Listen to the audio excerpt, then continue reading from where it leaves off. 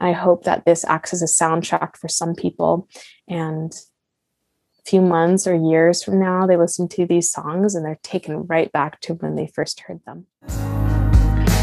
Back when loving you gives me a heart attack.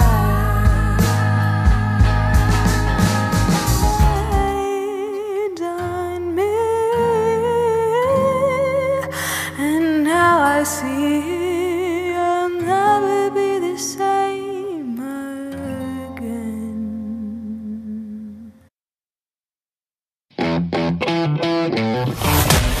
Groovaholics, welcome to the Rochester Groovecast Podcast.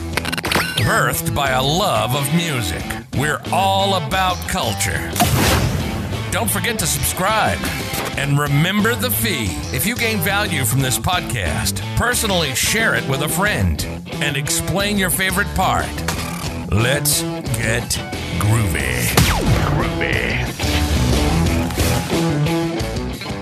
Welcome, everyone, to the Rochester Groovecast Podcast, your top source for live, local, regional music, interviews, and events from Rochester, New York, and the surrounding region.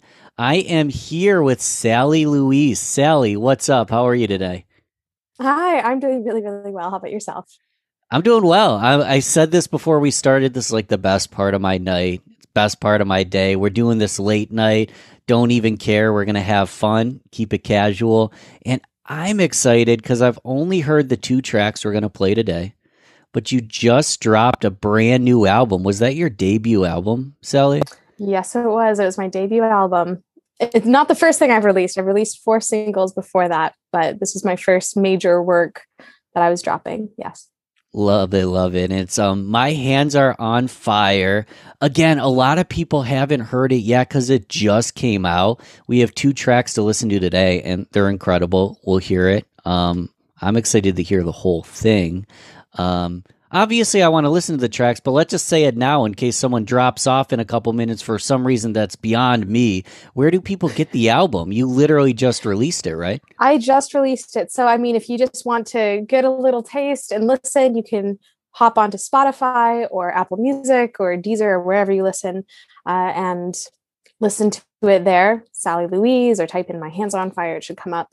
Or if you feel so inclined to actually support me and buy a copy for yourself, whether it's digital or physical, I have CDs, and hopefully in the future, not too far in the future, I'm planning a vinyl release actually.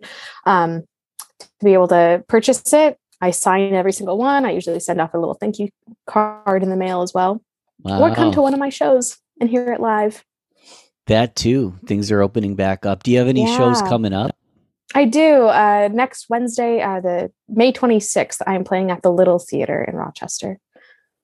Awesome. I'll keep in touch. I haven't seen you live yet, which is exciting for me because things are open back up. I'll come see you live.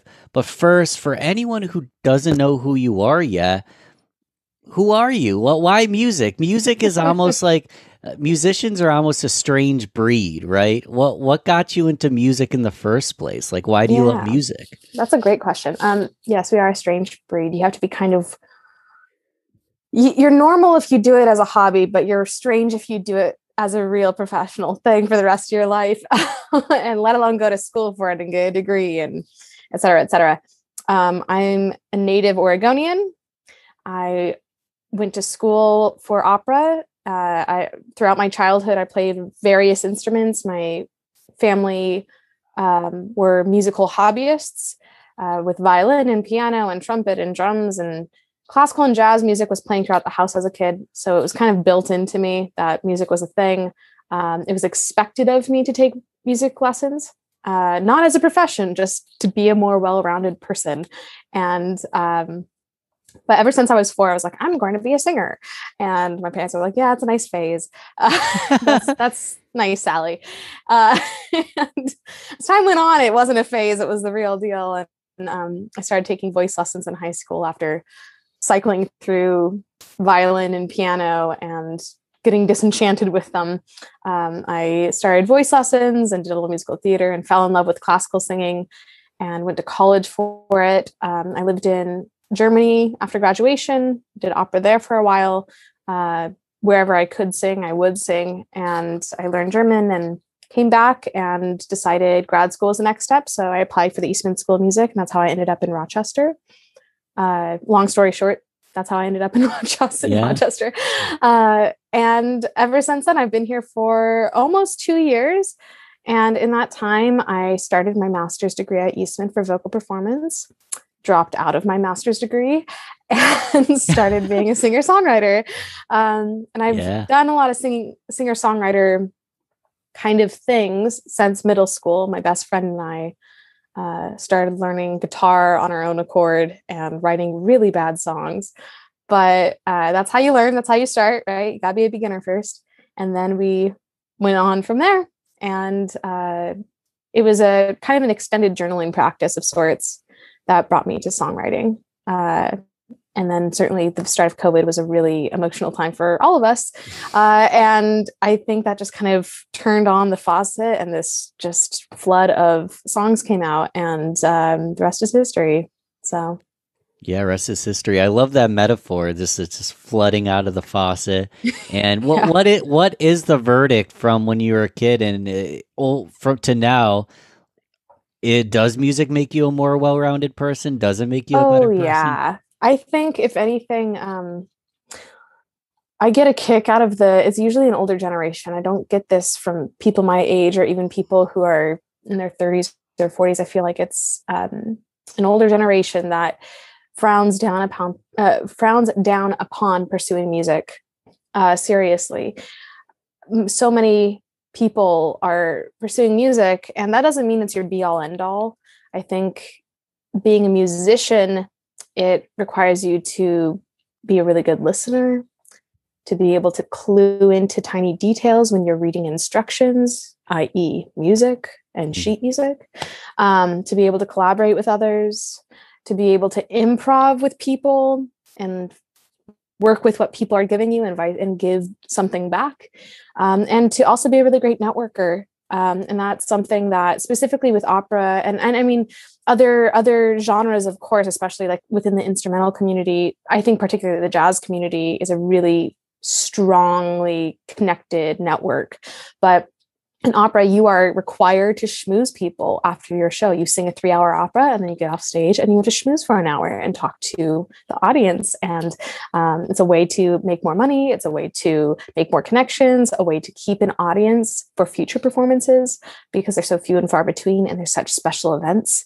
And so that's really paid off in other aspects of my life, other day jobs I've had, other places I've lived, and how I run myself as a business now as an artist. It's really made me a well-rounded person. It's also specifically with vocal music, less so with instrumental in my experience. But as a vocalist, especially within the classical vocal community, you have to do so much research, and you have to not just know the historical period, you have to understand different languages and be able to read and speak different languages fluently, or act as if you are fluent if you don't speak it fluently, and be able to be hungry about learning. You want to know everything about this composer, what was going on in their life when they wrote this, who was the original cast, what drama went on when it first appeared, all that stuff. And why is it important? And why are we doing it in this style now? And who is our audience? And you just have to be really hungry to know more. And that's it. Yeah, and there's so much to learn. I mean, know more and more. Thank you for shining a light on just the soft skills and the intangibles that you get as a musician. You're talking about after an opera, long show, vocal cords are probably tired. Yes. You're still having conversations with everybody because that's part of why they want to come back, because they like you and they appreciate that extra effort. Many of musicians, and granted, they're incredible and maybe deserve it, they show up right before the set, they rip their set, they disappear. I don't know if anybody ever sees them anywhere but the stage. So it sounds like you're doing the work. Yeah, you have to. Otherwise, people show up not because, let me back up. My mantra that's really developed over the past year that is certainly inspired by my experiences within opera, but certainly within songwriting, having started from going from zero until now. I mean, I have 1,000 followers on Insta, and I have a few hundred people on Spotify who follow me and listen regularly. And it's without any live shows either. It's completely, this has been almost completely virtual. The mantra I've had is no one cares. And that's it. No one cares. And when you say that initially, it feels personal. You think, oh my gosh, no one cares about what I'm doing. Oh my God, I thought I mattered. Oh, and then what is the meaning of life? But then you think about it a little bit more and you say, well, no one cares. Therefore, I can do whatever I want because no one cares. So why not do what I want? And that is when you really find your thing and where your strengths lie and what you're drawn to. And as soon as you allow yourself to really explore that, I've found not just in myself and other people who have kind of gone down a similar self-discovery path, the moment you are aligned with your most authentic self, people are drawn to you. The right people are drawn to you. The people who want to go along on that journey with you, who want to see more of what you're making because it resonates with them, because you are creating this from a place that is so authentic and genuine.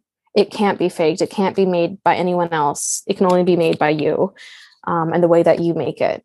And that is what's worked for me, and has been the recurring theme throughout this whole process. And I don't know what the original question was, but I hope that answered I love it. It did. I love your commitment. What I'm wondering, and this is a tough question, I don't have the answer, but like you're most genuine yourself. You're vulnerable. You're true to yourself. You're starting from a slate of nothing. You can't lose because you're going to build on top of that and just be you. What if the audience isn't receptive to who you are? It's kind of a philosophical question. Yeah. If the audience isn't receptive to who I am, then I'm just not in the right place. And honestly, that's a moment where, again, this is just a showbiz term, is you just take the money and run. If you're not being paid, maybe you shouldn't be there. But if you're being paid, you just stick it out and then you leave immediately after. But if an audience isn't receptive, I mean, you just do the job, because that's what it is at that point. It's a job and you're just getting it done. I think it's, for me, the realization of, for opera, of leaving that dream I pursued for 10 years and then switching gears to what I'm doing now, doing a 180. It was recognizing that I don't think I was really performing for the right people. Like my truest self was not welcome in the community that I was trying to integrate myself in, and realizing I felt like I was being put into a box of what an artist should be and how they should act.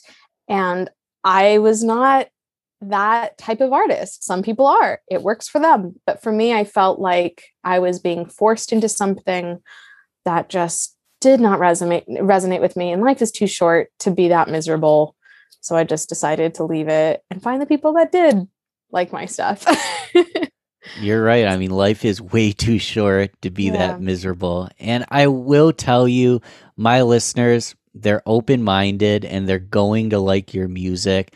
And they're going to listen for at least 4 more minutes because we're about to play the song. And listen, if you don't like it, you can turn the podcast off. But that's not going to happen, right? Yeah, man. Just turn it. Don't turn it off, but turn it off if you don't. You're not going to turn it off. You know? You're not going to turn it off, but if you want to, I'm not going to cry because it's not your audience, and that's okay. Yeah, exactly. So, but let's play. Let's listen to "I Won't Call Your Bluff." I want to talk about it a little bit after. But is there anything I should be listening for? Is there anything you can say to kind of prepare us for the song, or should clean slate it too? I think we should just. The only thing I'll say to put it in perspective of how my drummer, Chris Pallas, he said it perfectly. A little imagery that kind of helps bring it to life was, imagine yourself all the way back to a middle school or high school dance, and you're going with your date, and you get there and you're excited, and then your date ditches you for someone else. Like you see them leave you and go dance with someone else, and that is ouch. So oh, I've been there. So if I'm crying by the end of this, good. Let's listen.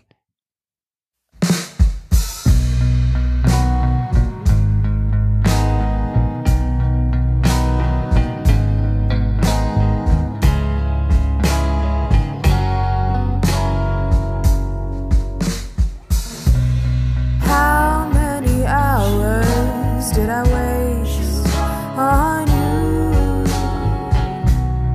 All I get is silence in the afternoon.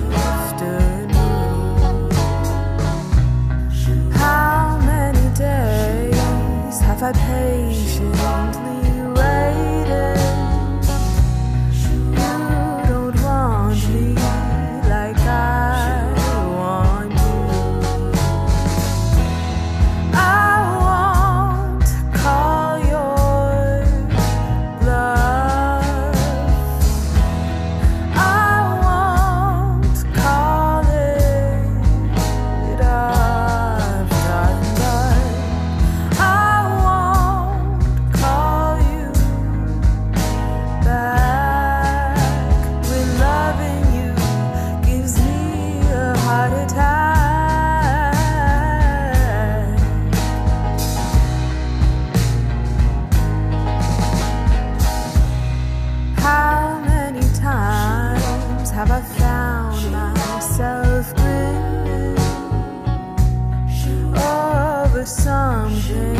You say or do.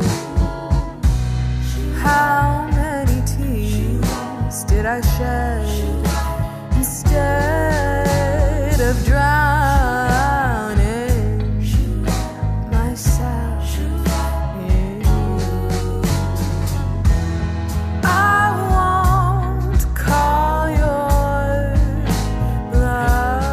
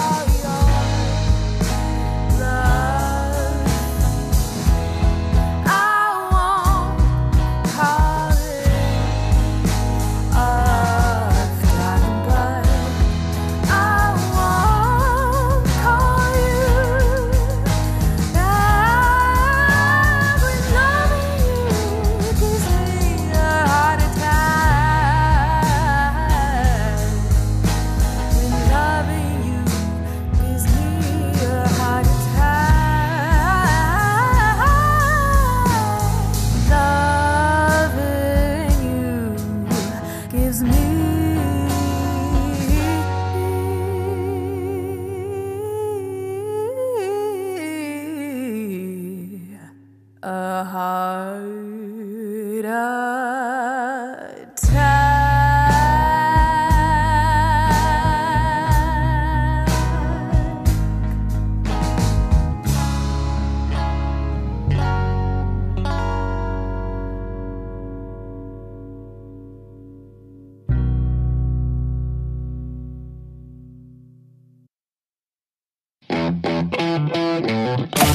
You're listening to the Rochester Groovecast Podcast. head over to Facebook, like Rochester Groovecast, and mark our page as See First to keep in touch with everything new. Now, back to the show. Yeah, Sally. Woo! I feel like I took a blast from the past, like Motown days.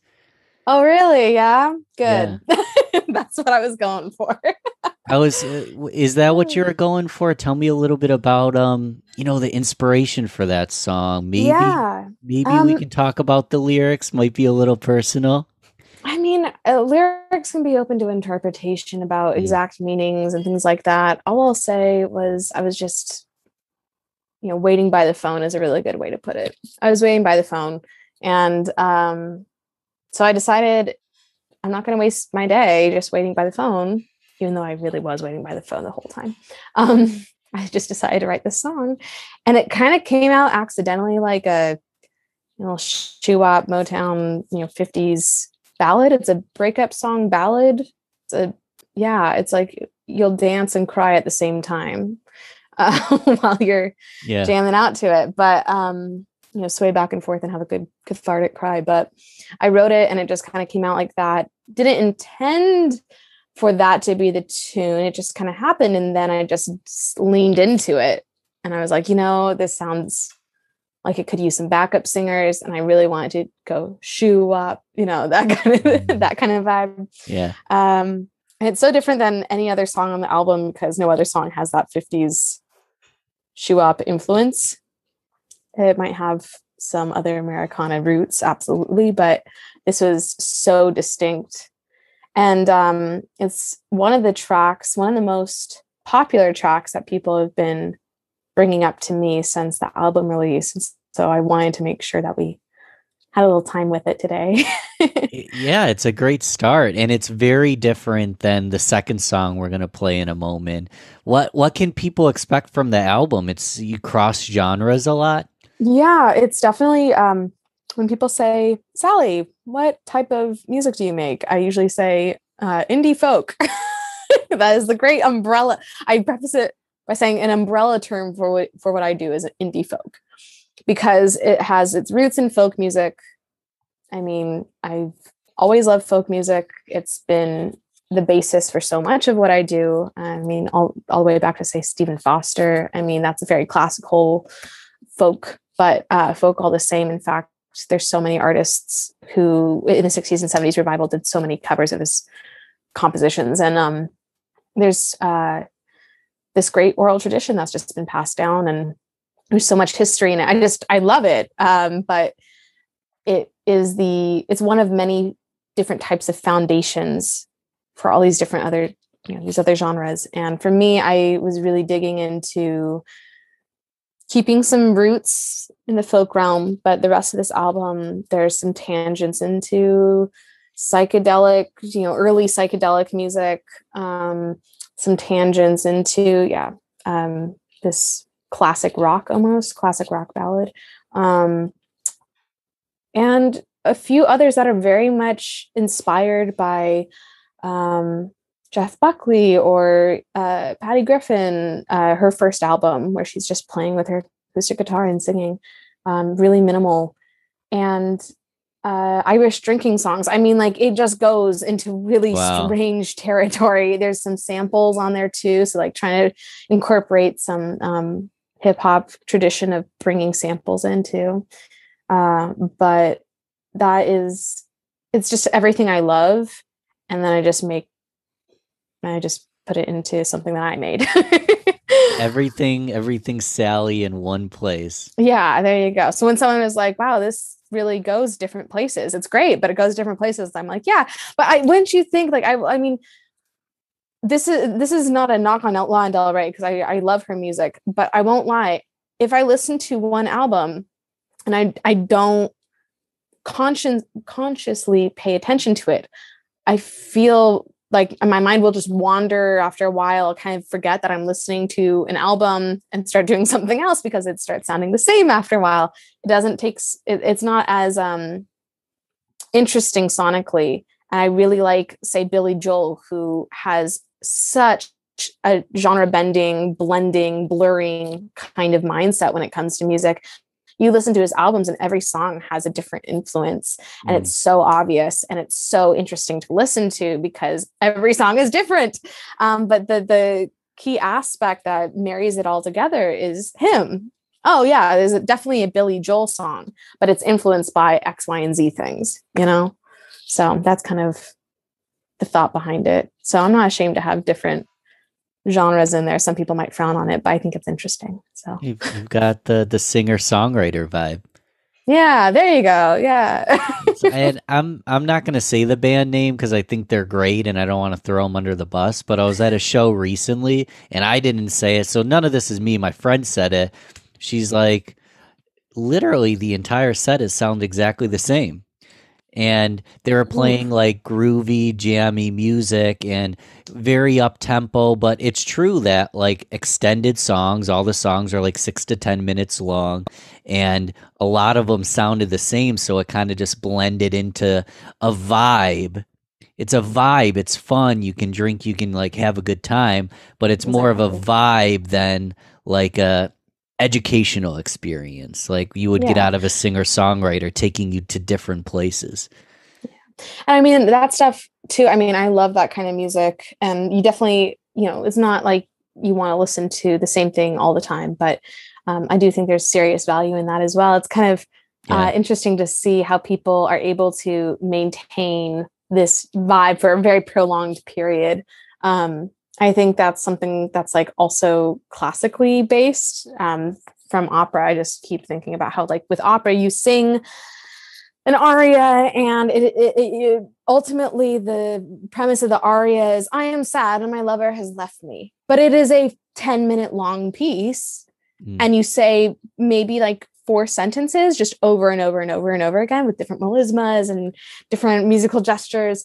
And you just have to like keep that feeling alive for 10 minutes, It is a hard balancing act. So there is definitely an education in it, but as a listener, unless you're like really tuning in and paying attention to the technicality of it, it's really easy to tune it out or just to lay back into that vibe that they're creating, that atmosphere. So I totally get what you mean. It's just a different path. Yeah. I like how you describe that because it's bringing up for me, like using techno music as an example. It's very repetitive, but that droning repetition with dynamics built on top of it can kind of be like meditative, kind of trancey, where you get sucked in due to the melismas and just adding more and more onto it. So yeah, maybe we'll catch some of that on the next album. Yeah, maybe. I mean, well, I'm already working on it. In fact, I like just finished another song like today that I've been working on for it. That was quick. So I know, gosh, I've been working on it for a few months, and I've already been starting to record it in a real studio now, rather than my bedroom, which was how this album was recorded. And it's just kind of wild to see where that's going, and it's going in a different direction than I anticipated. Or even imagined it would go into. And it's not like a drastic shift, but it's a little bit more traditionalist than I think my approach was with this debut album. So cool. That's all I'll say about it.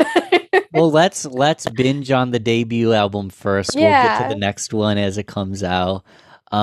Never Be the Same. What should we know about this track? Is it about COVID?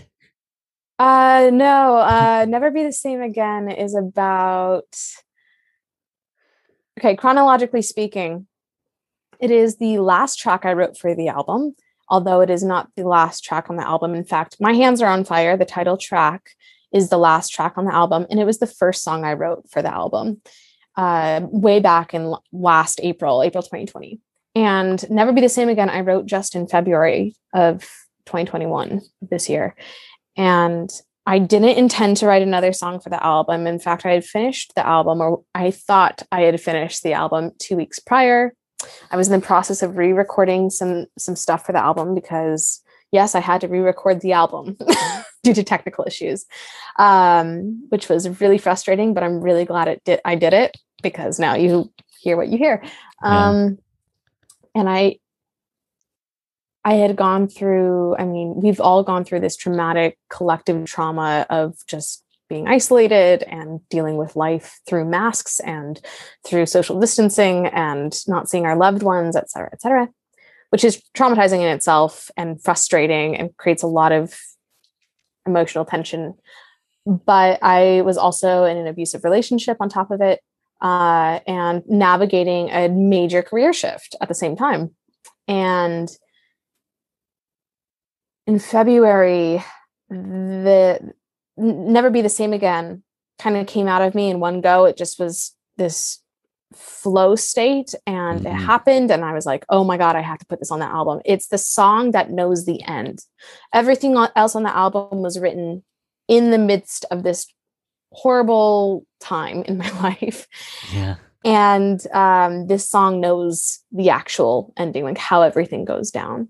And so it's the only song on the album that's written with actual past perspective, where I'm able to look back and reflect.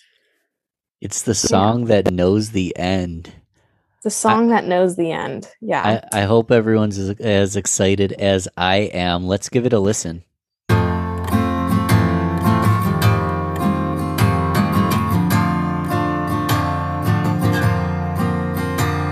I tried so hard to catch a falling knife within an inch of my life. Your blood rained on me. Now you see I'll never be the same again.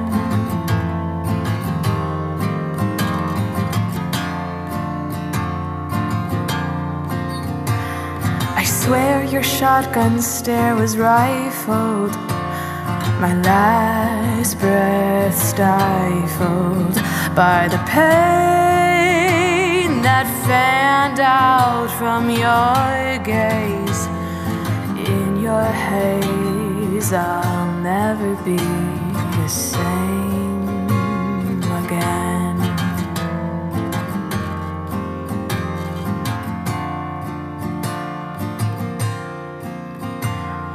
Can you tell me what it means as I lay here without breath, wondering where the hell I'm going? If I haven't left, oh, I'll never be the same again.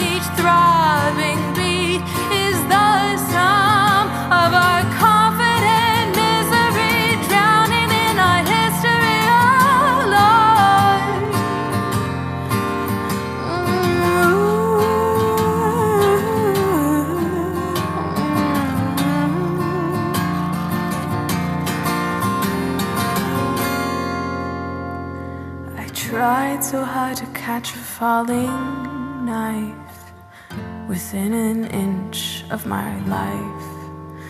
Your blood rained on me, and now I see I'll never be the same again.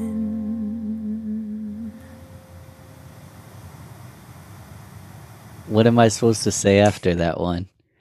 I like the line, I tried to catch a falling knife. Yeah. That sounds dangerous. This song is still pretty raw to me. It's so interesting whenever it's also kind of I've had a lot of people, I've I've been asking a lot of people what their favorite track off the album is, and everyone has a different favorite. Like every song on the album has been called a favorite by at least a few people, which I guess is the mark of a good album. Yeah. But like, I'm flattered. I'm like, wow, I can't believe every song has resonated with someone. But Never Be the Same Again certainly has a few more tallies of how many people have said it's their favorite. It's up there with like 2 or 3 songs that are really standouts to a majority of people. For me, it's my personal favorite, probably because it's the most recent one I wrote, which tends to be the case. The most recent song I've written is usually my favorite. Recency bias. Yeah. But also it sums up this whole period of time that was so incredibly transformative, in the most, I don't know, negative, positive, who knows what the outcome will be. But I think it was a positive transformation. It hurt. It was a very painful transformation, but it ultimately was good. And this song, I just wanted to keep in its rawest form of just voice and guitar, and don't put any frills on it, no harmonies, nothing like that. It's just got to be very raw. And when I perform it, I mean, I did an album release concert last week, and I performed at Fairport B-side last week as well for a private event. And people came up to me afterwards and were like, that was a really raw song. Like that felt like it hurt, it pierced my heart a little bit. I said, good, because my heart gets pierced every time I play it. So that's perfect. That's one of those songs that I wouldn't want to hear a whole band. Like I'd love to see you with a full band, full album, but maybe the encore, the last song, you come out just you and the guitar, no frills. Like, man, I could see people crying. Yeah, I really hope some people have cried listening to it.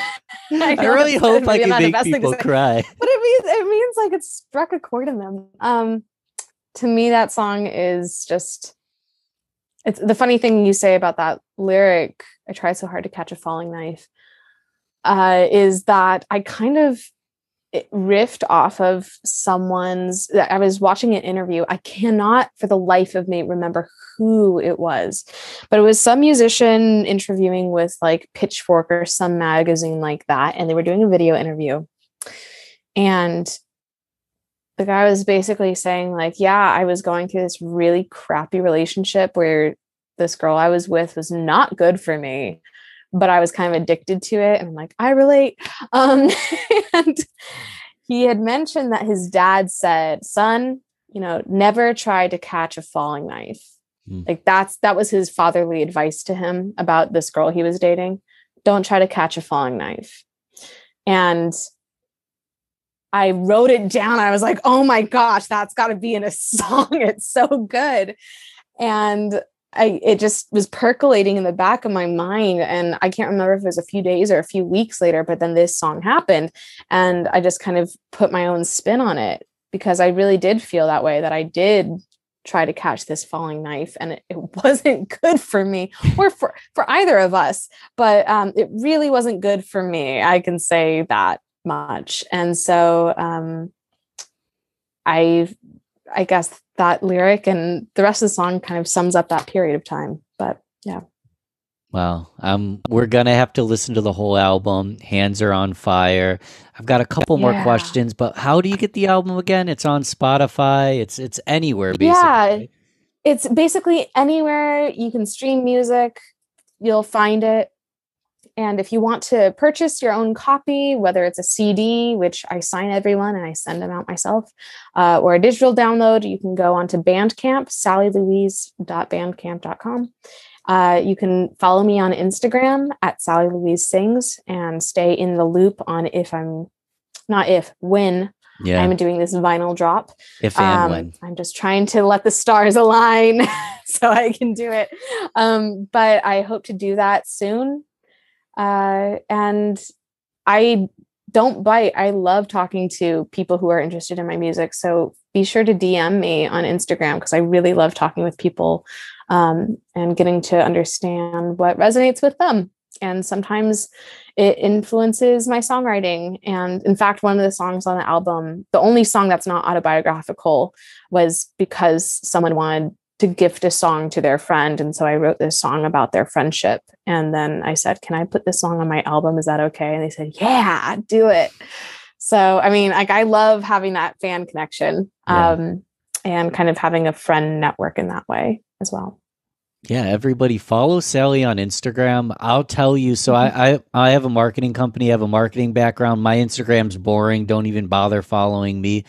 The stuff you post, you actually have an engaging page. Like, it's not just a selfie here or there. It's like fashion shots and the album cover and videos and live music. And I'm like, do you have a background in this kind of stuff, or you're just creative and know what you're doing? I can say that I have learned from trial and error. And more than that is I've run myself as a business, a musical business, for a while, simply as it's the nature of the beast with opera, right? But I also worked as a recruiter for my alma mater a few years ago. And so I was selling a very expensive product, which was college. And I got really good at selling college to people. And that taught me how to market myself to people a lot more. Like, that job taught me how to be a better musical business as well. So if you can sell college in the 2020s. Yeah, man, I can't believe I did that. I kind of feel like that was a heinous crime, but it was my job. I was literally paid to talk to people about college and encourage them to apply and go for it. But, you can do what you got to do to survive, I guess. But I love making, and now really in the last probably 6 months, I'd say, I feel like I've finally found my stride with what kind of stuff I like to post and how I like to interact with people. And lately I've been getting into the reels thing. And that's been really a fun journey to hop on the bandwagon of some of these trends and see if I can put my own spin on it. Yeah. And so far, so good. I just posted one today about me like sending off all the CDs. I had like 25 packages, and a few of them were going out to the UK as well. And so like signing all the papers and like packaging them all up and signing them and putting them in the mail. And it got like 8,000 views within 20 minutes. I was in, wow. I was blown away. Yeah. So, I mean, go follow me, but then also like send me a message. I would love to talk to you.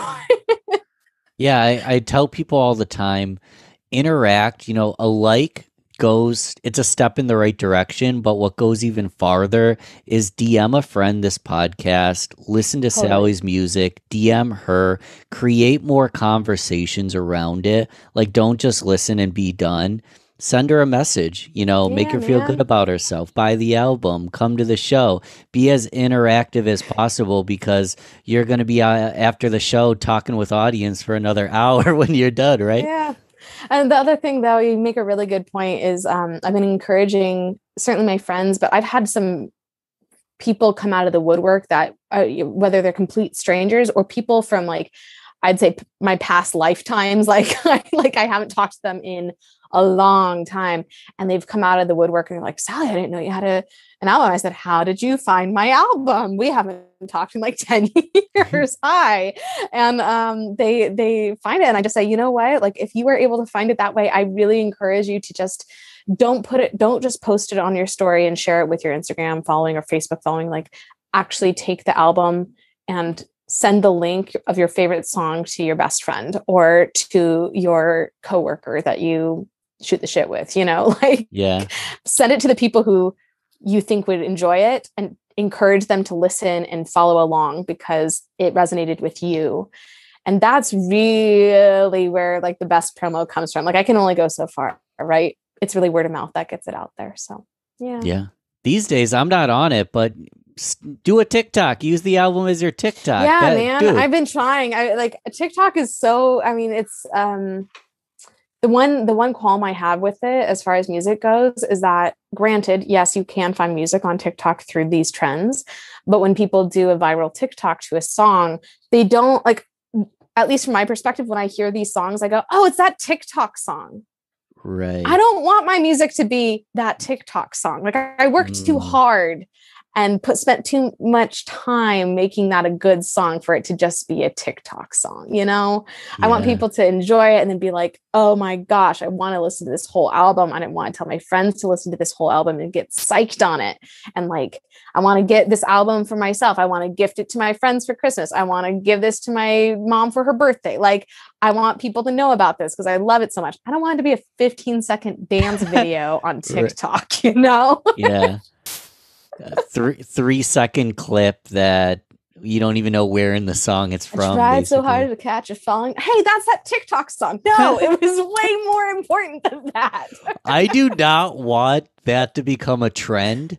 People trying to catch falling knives. Unintentional TikTok viral trend. Oh no. Ooh. Yikes. I've got one more question that I ask all my guests as of late, but beforehand, just like for the listeners, this is funny because we were talking beforehand. I've been trying to have more brevity in my episodes because we ramble forever. I like to dive deep. I actually hate just the basic non-deep whatever conversation. Like, listen, you can get that, just listen to the album. We already know. If you're here, that's a good thing. By now I'm not even making any sense, but my point is we're gonna have to do a part 2 because I like diving deep with you.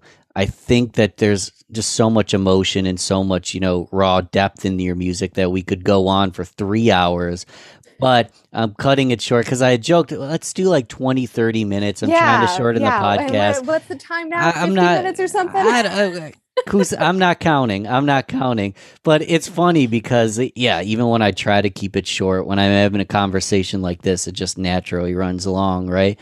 But the one last question I've been asking every guest, and a common answer is basically my own album, so I'm going to allow you to do that. But time capsule, 1,000 years, 5,000, 10,000 years from now. So far that it's ridiculous how long from now someone's going to open it.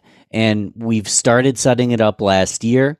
You're contributing to this time capsule that, the people of the future are going to see. And my album's a common answer, so I'm just going to give you that one. But I want at least one or two more as to what tangible thing. And here's a key. It has to be tangible because it can't be a thought or idea or a phrase. It would need to be something physical, right? We'll toss your album in. I want to just do that for you. Great. Thank you. But people of the future, thank you as well. Anything else come to mind that you want to contribute? In a time capsule that thousands of years would be open, I would say whether it's my own or someone else's journal, perhaps from a very tumultuous time or a very transformative time in their life. I journal almost every day. And I think it's very interesting to look back even just from a few years ago versus I've journaled since I was in first grade. And so it's interesting to see what was mundane then is not mundane now. And to read about what thoughts I was thinking and all these things. It's so fascinating to be able to see what someone else, to read what someone else was thinking and doing and experiencing is so powerful. I mean, written word is so powerful. It's one of the few ways we can get what's inside our heads out, right? So definitely a journal, whether it's mine or someone else's, I don't think it really matters. Because it'll still be really interesting a few thousand years from now. And then it's got to be yours, because if someone's listening to the album, they're going to want to see. Okay, then my album, my journal. How about that? I have like 10 journals from the last year. Throw all of them in. And then, God, do I have something else? I kind of want to throw something in that would just kind of like be a mystery and it actually has like no meaning whatsoever to us. There's like it would be like a chicken bone or something, or like a t-shirt, like a band t-shirt. But for some reason it ends up being what could this possibly be? And basically throw them on a loop just play a little prank on people in the future. That'd be kind of fun. I love it. Let's prank the future. Let's prank the future. Sally 2024. Let's prank the future. Oh my God. So, Sally, you've been great. Anyone listening, I won't make you blab off all the places. We'll put it in the show notes. Go to the show notes, like, share, subscribe to this podcast. DM Sally, DM me with recommendations for the show. Anybody you want to have come on, if you want to come on, let's create a network here. And, to close out, Sally, is there anything that you wanted to bring to the table that maybe we forgot to address? All I'll say is, first, thanks for having me. This was really lovely.